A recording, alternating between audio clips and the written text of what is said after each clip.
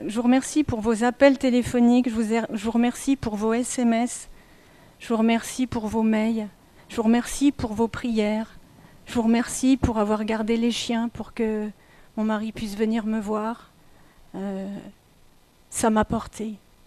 Ça m'a porté énormément et on s'aperçoit que la vraie famille de Dieu, elle est là. Elle est là dans les difficultés, elle est là dans les joies, mais elle est là dans les difficultés aussi, parce que malgré la difficulté, on se sent en paix, on se sent en sérénité. C'est pas facile quand on traverse des épreuves, hein. C'est plus facile à dire qu'à vivre, mais on se sent porté, on se sent aimé, et ça c'est important. Et puis je voulais vous dire aussi que celui qui enseigne, il s'enseigne soi-même aussi. Il n'est pas au-dessus des autres, il n'est pas mieux que les autres. Il vit la même chose que les autres à tout moment. Donc ça c'est important aussi de le savoir. Celui qui enseigne s'enseigne lui-même aussi. Est-ce qu'un jour il vous est arrivé de vous poser la question « Qui suis-je ? Est-ce que ma vie a un sens ?» La crise de la quarantaine fait souvent poser cette question. La crise de la cinquantaine, la crise de la soixantaine, enfin bref, à un moment donné, tout être humain peut être amené à se poser ce type de questions. Alors qu'est-ce qu'on répond quand on nous pose la question « Qui es-tu » On répond « Je m'appelle Emmanuelle Goethal », mais ça c'est son nom. Je suis enseignante, mais ça c'est sa profession. Je suis de nationalité française, ça c'est sa nationalité. Je suis évangélique, baptiste, c'est sa dénomination. On pourrait y mettre aussi des caractéristiques physiques. Je suis grand, beau, mince. Ce sont des caractéristiques. Mais alors quoi répondre ? L'apôtre Paul nous disait dans 2 Corinthiens 5, 16, « Nous ne connaissons personne selon la chair ». Ce qui veut dire que nous ne connaissons personne selon l'œil humain, ce qu'on voit de l'extérieur. On peut aussi rencontrer des personnes qui, lorsqu'on leur pose la question, répondent par une qualification. Je suis quelqu'un de bien, j'ai une belle maison, j'ai une belle famille, j'ai un compte en banque bien rempli. Ou alors l'inverse, je ne suis pas quelqu'un de bien. Je ne fais rien de bien, j'ai pas de travail, j'ai pas de famille. Rien ne va plus.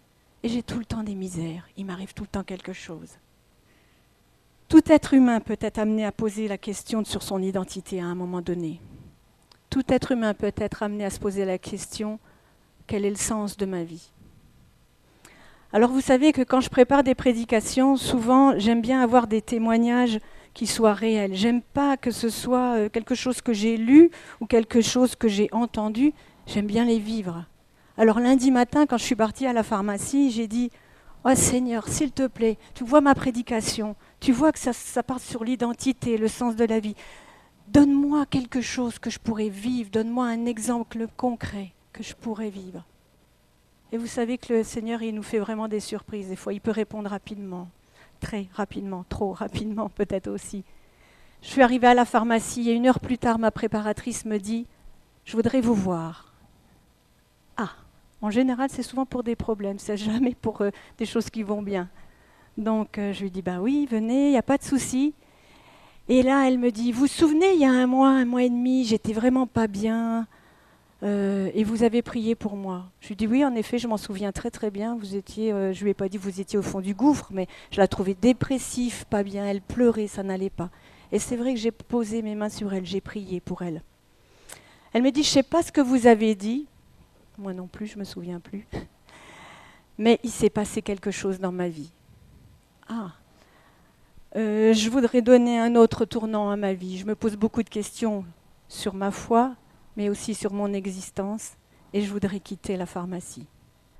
Là, j'ai dit, Seigneur, je ne m'attendais pas à cette réponse-là, et c'est pas du tout... Sur le moment, je me suis dit, c'est pas une bonne nouvelle. Alors, bon, évidemment, on ne peut pas retenir les gens contre leur volonté, donc je lui ai dit, bah ok, on va voir comment on peut faire, mais ce n'était pas vraiment une bonne nouvelle. C'est un exemple concret que le Seigneur m'a donné. Faut-il en arriver de tout ça à une formule toute faite qui nous définit, du style « le succès égale bonheur » ou le désespoir ou l'échec égale désespoir. Dans le succès, on peut tout y mettre, ce que je vous ai dit tout à l'heure. La belle voiture, la famille, le compte en banque. Et dans l'échec, on peut y mettre toutes les misères possibles, tout ce qui ne va pas. Donc, conclusion, une vie sans réussite et une vie qui n'a pas de sens. Vous êtes d'accord avec ça? C'est une drôle d'équation, n'est-ce pas? N'existe-t-il pas une autre équation qui dirait que tout le monde a exactement les mêmes chances d'avoir une vie épanouie, d'avoir une vie qui a du sens? Pourquoi? Parce que l'équilibre et le sens de la vie ne découlent pas de ce que l'on a ou de ce que l'on n'a pas, mais de ce que l'on fait ou ne fait pas, de ce que l'on est ou n'est pas. Nous connaissons tous des histoires de gens célèbres qui ont la richesse, le succès, la gloire, Dalida, Mike Brandt, et pourtant ils se suicident. Pourquoi? Parce qu'il leur manque leur identité, leur réelle identité. Alors c'est vrai, faut-il toute une fille pour faire un bon professeur, à condition de vivre au-delà de la 100e année? Mon ami, oui. Oui. La seule équation qui fonctionne dans ce monde et dans le royaume de Dieu, c'est moi plus Christ, entouré par le Saint-Esprit, égale une vie équilibrée et une vie qui a du sens. Job 22, 21 nous dit « Attache-toi donc à Dieu et tu auras la paix, tu jouiras ainsi du bonheur. » Mais le bonheur n'est-il pas le reflet du fruit de l'esprit? La paix, la joie, la bénédicité, etc., etc. Il y en a 9. Mais surtout l'amour. Je suis le cep, dit Jésus. Vous êtes le sarment. Celui qui demeure en moi et en qui je demeure porte beaucoup de fruits. Car sans moi, vous ne pouvez rien faire. J'insiste sur cette phrase. Sans moi, vous ne pouvez rien faire. Et moi, je voudrais vous faire une révélation ce matin. Ou peut-être pas. Peut-être que ce n'est pas une révélation. Je voudrais vous dire que vous êtes des personnes équilibrées. Vous possédez une vie qui a du sens. Car nous sommes enfants de Dieu. L'espoir lumineux de notre Père Céleste. L'espoir lumineux de notre Père Céleste. Elle est belle cette phrase-là. Ça ne vient pas de moi. Encore faut-il en avoir conscience. Encore faut-il se l'approprier. Ma véritable identité, c'est mon papa est Dieu. Mon grand frère est Jésus. Si quelqu'un est en Christ, il est une nouvelle créature. Les choses anciennes sont passées, voici toutes choses sont devenues nouvelles. Et ça, c'est vrai. Alors si l'équation est moi plus Christ, entouré du Saint-Esprit, égale une vie équilibrée, une vie qui a du sens. Si notre identité en Christ est la clé de l'équilibre, êtes-vous prêt à saisir cette clé? Alors je vous entends au fond de la salle qui êtes en train de me dire « Oui, mais Nathalie, c'est pas si facile. Sinon, pourquoi tant de chrétiens ont-ils du mal à reconnaître leurs valeurs et à grandir spirituellement ?» Bonne question. Je n'ai pas dit que c'était facile. Je dirais même que sans l'aide du Saint-Esprit, c'est impossible. C'est totalement impossible. Je vais vous raconter une autre anecdote. Durant cette période de pas bien, de surcharge, ce qu'on peut mettre maladie, etc., j'ai dit « Ah, Dieu seul me suffit. Dieu est mon essentiel. » Souvent ce que je dis d'ailleurs, Dieu seul me suffit. Mon mari dit que je suis addict à Jésus. Et Dieu m'a repris. Ah bon, Nathalie, Dieu te suffit? Je te suffis. Alors explique-moi pourquoi tu es incapable de rester plus de 30 minutes tranquille dans le calme et la sérénité avec moi. J'ai été méchamment reprise là. Pourquoi n'es-tu pas capable de rester plus de 30 minutes dans le calme et la sérénité avec moi? Puisque tu es mon papa, puisque je suis ta fille. Je dois être bien avec toi, dans le calme et la sérénité. Pourquoi ? Parce que je me laisse tromper par l'ennemi, par le menteur qui me dit que si ma maison n'est pas en norme, si mon travail n'est pas fait, si je ne suis pas bien organisée, rien ne va plus. Rien ne va plus dans ma vie. Je me laisse tromper. Le premier Adam nous a confié un héritage négatif à cause de la chute, du péché. Notre relation a été brouillée avec Dieu. Il y a de la friture sur la ligne. On n'entend plus très bien. Alors, Jésus est venu, il nous prend par la main, il fait le ménage un petit peu sur tout ça. Oh, enlève-moi tous ces mensonges. Oh, enlève-moi toutes ces croyances. Enlève-moi, gomme tous ces schémas qui sont ancrés dans ta tête. Et viens, je te ramène au Père. Et il nous met main dans la main avec Dieu. Pour que nous puissions vivre une nouvelle vie, une nouvelle identité. En tant qu'enfants de Dieu, Jésus est mort pour nous sur la croix afin que nous vivions. Jésus a fait ce sacrifice incroyable. Alors, est-ce que nous ne devons pas chasser ces mauvais raisonnements de notre tête ?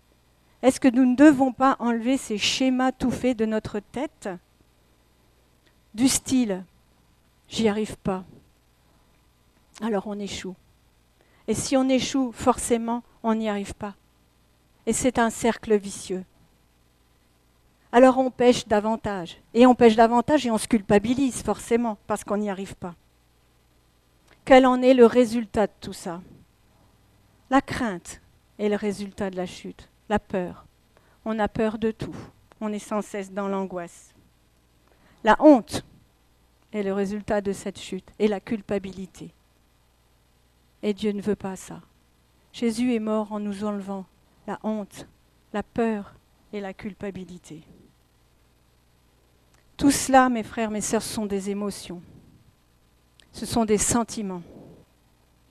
Les sentiments, les émotions ne produisent pas de bons comportements. À l'inverse, les bons comportements produisent de bons sentiments. À vouloir tout contrôler, souvent on ne contrôle plus rien du tout. En psychologie, le schéma il est classique. Les pensées conduisent à des émotions, les émotions à des actions ou des comportements. Les pensées conduisent à des émotions, les émotions à des comportements. Ça, c'est le schéma classique en psychologie. Encore une petite anecdote. Jeudi, une personne m'a dit « Je vais faire ce que tu m'as dit depuis des mois et des mois. » Et que je n'arrivais pas à faire. Je vais lâcher prise. Ne plus rien essayer de contrôler. Arrêter de vouloir être parfaite pour Dieu. Parce que ça me décourage, parce que je n'y arrive pas. Et donc ça produit en moi de la tristesse, de la colère et de la culpabilité. Eh bien oui, c'est ce que Dieu nous demande, lâcher prise. Arrêter de vouloir être parfait. La perfection n'est pas de ce monde. Et seul le Saint-Esprit peut travailler en nous pour nous amener à la sanctification. Je vous donne un exemple. Lorsque Caïn présente son offrande à Dieu, Dieu n'y prêta pas attention, ce qui mit Caïn en colère. Genèse 4,5 nous dit « Caïn était furieux et déprimé. Alors l'Éternel lui dit « Mais pourquoi es-tu en colère ? Pourquoi ton visage s'assombrit ? Si tu agis bien, tu le relèveras. Mais si tu n'agis pas bien, le péché est tapis à ta porte. » Que s'est-il passé avec Caïn ? Caïn n'a pas daigné apporter les meilleures offrandes. Son comportement n'était pas bon. Et il le savait. Donc ça a produit un sentiment de tristesse. Son visage s'est assombri. Et c'est pour cela que Dieu n'y a pas prêté attention. Au contraire, Abel a choisi le meilleur de ses agneaux, le premier-né, sans tache, sans défaut. Il avait un bon comportement et il l'a apporté à Dieu. Et forcément, ça a plu à l'Éternel. Son comportement était bon. ce qui a produit un bon sentiment. Il est arrivé près de Dieu avec joie. Le mauvais comportement de Caïn donnait suite à des mauvais sentiments.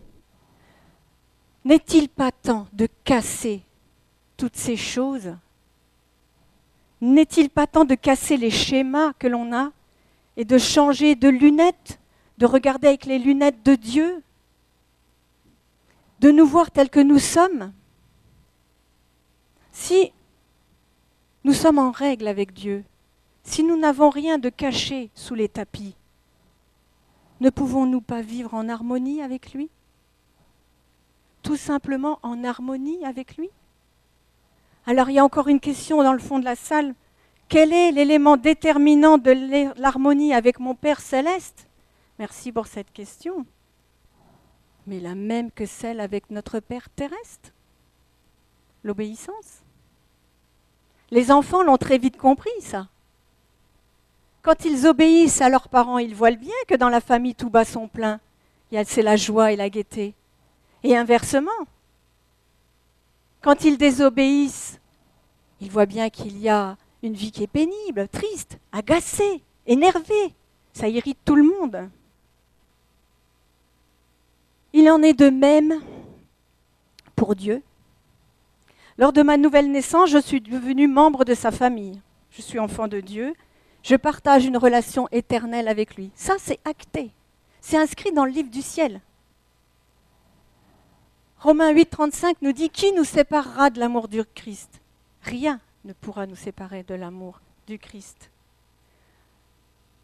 Bien sûr, l'harmonie entre Dieu peut être perturbée. Et en général, la vie devient pénible, elle devient difficile. Ça fait naître un sentiment que vous n'expliquez pas, mais c'est un sentiment de tristesse, un sentiment de pas bien, on va dire. Mais des fois, il faut arrêter de se flageller. Il faut arrêter de se culpabiliser.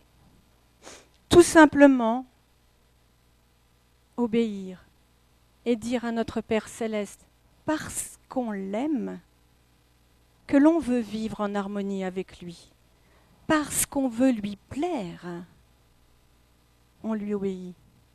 Ce n'est pas une contrainte. Dimanche prochain, c'est la fête des mères. Si vous avez envie de plaire à votre maman, vous lui faites un cadeau, ce n'est pas une contrainte. Ou vous lui obéissez, ce n'est pas une contrainte. Eh bien c'est pareil pour Dieu, c'est ni plus ni moins, c'est simple en fait.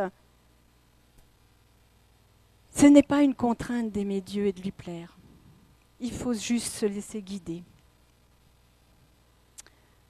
Alors encore une question, mais vous en avez des questions aujourd'hui. À quoi devons-nous consacrer nos efforts pour atteindre la croissance et la maturité spirituelle pour que notre vie ait du sens? Ma réponse va peut-être vous surprendre. Et j'accepte que vous veniez me voir à la fin du culte. Nous ne devons pas nous en préoccuper. Nous ne devons pas nous préoccuper de notre relation avec Dieu, car nous ne pouvons rien faire. Nous ne pouvons rien faire pour l'améliorer. Je vous ai dit, la perfection n'est pas de ce monde, sauf si vous demandez au Saint-Esprit de vous aider. Sauf si vous demandez au Saint-Esprit de vous aider dans notre relation avec notre Papa céleste. C'est le chemin de la sanctification. C'est le Saint-Esprit qui agit, pas nous. Pas nous. Par contre, ce qui est de notre capacité, c'est de croire en notre réelle identité. Nous sommes enfants de Dieu, ni plus ni moins. Nous ne pouvons pas le devenir davantage parce que c'est acté à la nouvelle naissance. C'est inscrit dans le livre du ciel. Nous ne pouvons rien faire pour l'améliorer, c'est le Saint-Esprit qui agit. C'est l'harmonie de notre relation avec Dieu qui est de notre capacité. Lui plaire et lui obéir. Lui plaire et lui obéir, simplement. Nous avons besoin de rétablir notre relation personnelle avec lui, dans l'amour et dans la sincérité. dans l'amour et dans la sincérité.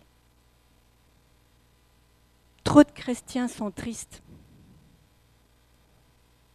Pourquoi? Parce qu'ils pensent sans cesse ne pas faire suffisamment, ne pas faire bien. Laissons-nous guider. Vivons simplement en harmonie avec Dieu. Vivons simplement en harmonie avec lui, avec l'aide du Saint-Esprit. Laissez-vous guider par le Saint-Esprit. Et je crois que notre croissance et notre épanouissement s'acquierront simplement parce que nous sommes des enfants de Dieu. Ça, c'est notre identité. Alors, l'équation est-elle beaucoup plus simple que celle-ci?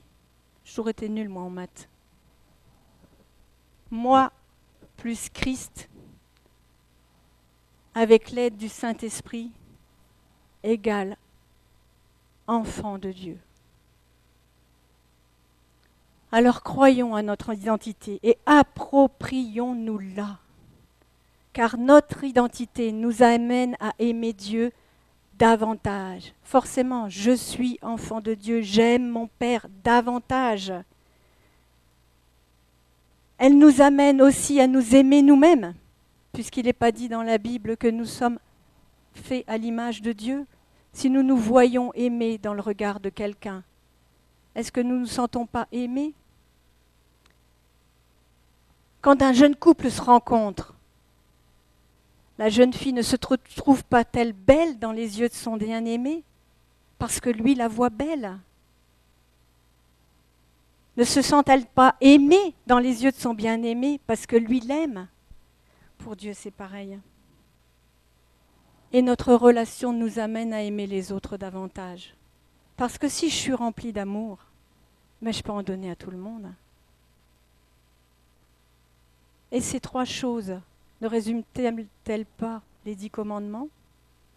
Quels que soient les 10 commandements, si vous mettez l'amour, vous avez tout. Dans Corinthiens 13, il est bien dit que si je n'ai pas l'amour, je n'ai rien. Hébreux 4, 16 nous dit « Approchons-nous donc du trône de grâce avec une grande confiance, avec une libre et joyeuse assurance. Dieu nous témoignera sa bonté et sa grâce, et nous obtiendrons le secours nécessaire au bon moment. » C'est clair. Approchons-nous, quoi. Mais allô, approchons-nous. Approchons-nous. Sinon, on entend moins bien. Approchons-nous de la parole, du trône de grâce, pardon. Et dans le 10, 22, il nous dit « Allons donc à lui d'un cœur droit et sincère, avec la joyeuse assurance que donne la foi. Mais à tous ceux qui l'ont accepté, la parole, à ceux qui croient en son nom, elle a donné le droit de devenir enfants de Dieu. » Jean 1, 12. Nous savons, frères et sœurs aimés, qu'il vous a choisis. 1 Thessaloniciens 1, 4.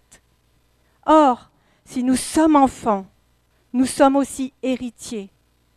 Héritiers de Dieu et co-héritiers de Christ. Romains 8, 17.